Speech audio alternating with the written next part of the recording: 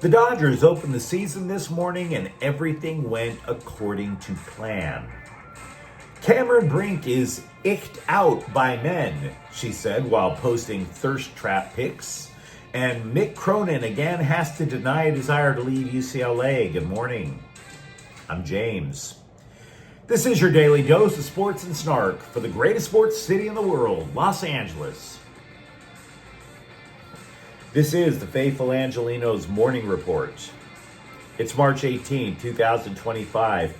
Hey, somebody got up early this morning to watch a little baseball, and I'm paying for it now. Do you like being in the know about LA sports? Well, if you do, clickety-clack the like button. Clickety-clack the subscribe button. There's a notification bell. Hit that. It'll let you know when we drop new content. Sharing is caring. Let people know we exist, and by all means, comment. Now, before we go through the notes, a little bit of an expanded look at the scoreboard because the Dodgers beat the Cubs 4-1 this morning. Efficient, workmanlike, everything that the front office had envisioned coming to fruition. If you and I were ever in the market for an assassin, this is what you'd want to see. Look, the homecoming for the Japanese players went exactly as planned, and the Dodgers made a quick kill. Shohei Ohtani goes 2 for 5 with 2 runs. Yoshinobu Yamamoto allowed just 1 run in 5 innings in a return home, and then the bullpen put everyone to sleep. Straight out.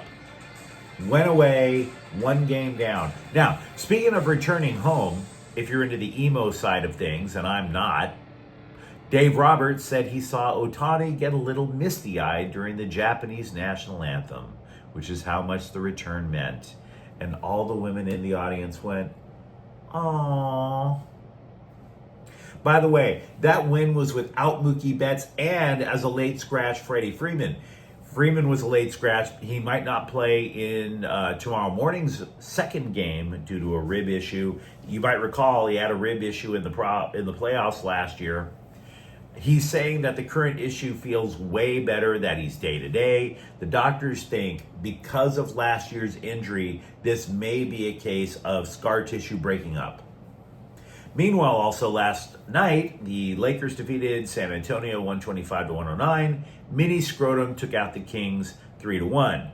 As for games that will be played before I record tomorrow, the Dodgers are going to be again playing the Cubs in Tokyo at 3 a.m. and Cleveland will be at the Clippers tonight at 7:30. So let's get to the news. It was revealed a week or so ago that the Sparks have been looking to practice with dudes. And I didn't bring it up. And the reason I didn't bring it up is what good would come of it if I gave an opinion? I have enough opinions that would get me banned on social media, right? So I'll just give you mine right now because now it's a thing. I'm assuming that the men are on the court to toughen the Sparks up. Go ahead, call me a misogynist, all you want, totally get it. But a high school soccer team in Texas beat down the U.S. women's national team, metaphorically speaking, they beat up the women's national team, right? So that team loses to a bunch of teenage boys, then they go over to the World Cup and they win the whole damn thing, and Megan Rapinoe is preening around like she's invincible. Like a girl boss.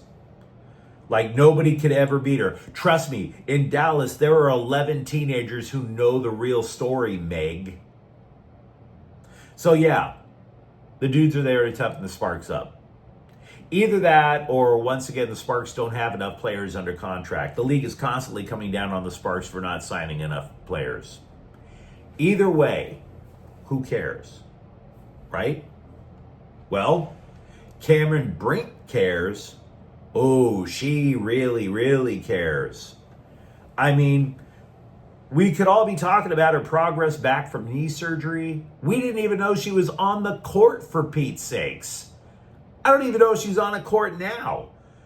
She's supposed to be the cornerstone of the franchise rebirth, after all. We need to know if she's actually finally working on her game instead of her followers on the gram. But Cameron Brink thinks it's very, very naughty to play with men. Oh, so naughty. Why, once I stand my 6-foot-tall blonde behind out on the court, all the men will just be caught up in the arousals. Nobody will be able to contain themselves. It'll just be like well, I was going to mention certain websites, but I'm a happily married man. This so creepy to Cameron Brink, right? This from a girl who can't wait to flood the internet with thirst trap pics. Because online simps aren't creepy at all, right? Online simps, the ones who are just probably begging you for foot pics morning, noon, and night. Yeah. Those dudes are okay. But you go and post up against the dude, oh my God, that is so far over the line. Now, here's the thing. I would treat this issue with a lot more respect if she treated the issue with more respect. What do you do when you have a problem of a creepy nature going on at work? You go to HR. You try not to make a big stink out of it, right? You just go to HR, let them handle it. That's their job. But why treat your concerns like a professional when instead you can call a bunch of random dudes that you've never met a bunch of pervs on your podcast instead? All the interwebs is blowing up about the pervs that want to practice against the Sparks. You don't know they're pervs. You just heard from a couple of trolls.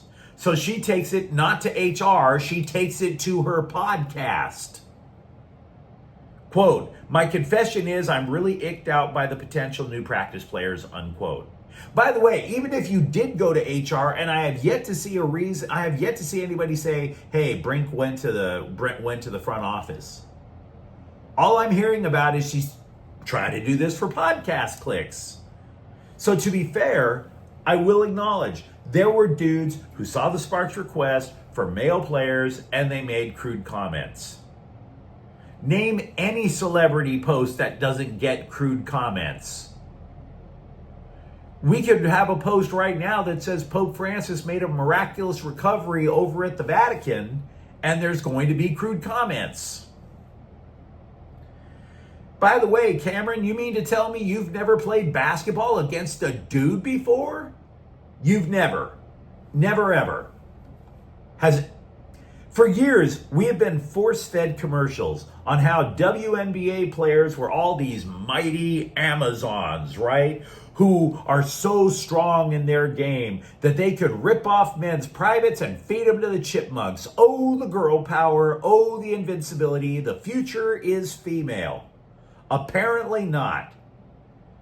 Because now that the time has come, Brink is all like, ew, if I post up, somebody might get aroused. What are you, Amish? Have you ever played basketball against a dude before? Because I'm here to tell you, do you know how male that area actually functions? If you bump into it, we don't get aroused. It hurts. It hurts. It would be painful. It would be painful. We don't like... You're not going to feel anything back there, ma'am. I've seen dudes play against women. I've played basketball against women. But then Brink made it even worse on her podcast by saying, well, preferably they're gay. This is why athletes shouldn't have podcasts. Would you care to expand on why you prefer to play against gay men? Which stereotype do you hope these guys fulfill? Which, I don't know if Cameron Brink knows this. Preferring to play against gay people, that's much worse than any opinion I can give out. Hoping your opponent is gay. How very liberated 21st century female of you. Which, by the way, proves nothing good can come of this topic, which is why I didn't want to talk about it in the first place. But at least I didn't say anything borderline homophobic. I'm going to take up for UCLA basketball coach Mick Cronin. Some people were taking quotes from the UCLA coach about these lengthy Big Ten road trips and said that must mean he wants to leave the Bruins. That's a big freaking leap, guys. Said Cronin, said Cronin to the press. He hates to travel. I never said that, ever. I'm not leaving UCLA until they make me leave, okay? So please stop with that, unquote. And then he had just that point. He has more than that point just to make. Earlier in the quote, Cronin looks at the scribe and he goes, you and I are together every week. Translation, Cronin's looking at the scribe going, don't you know me by now? You have to ask me an oppressor in front of everyone when you know me. We've talked about this a bunch of times. So let me tell you something as a former scribe. I was never the beat writer for the Dodgers or the Lakers. I was like a super sub. I was their Kike Hernandez when the regular scribe needed a day off. But what I was a beat writer for a lot was minor league baseball. And even over the course of 142 games, you get to know these managers, coaches, players on a personal level. If it were me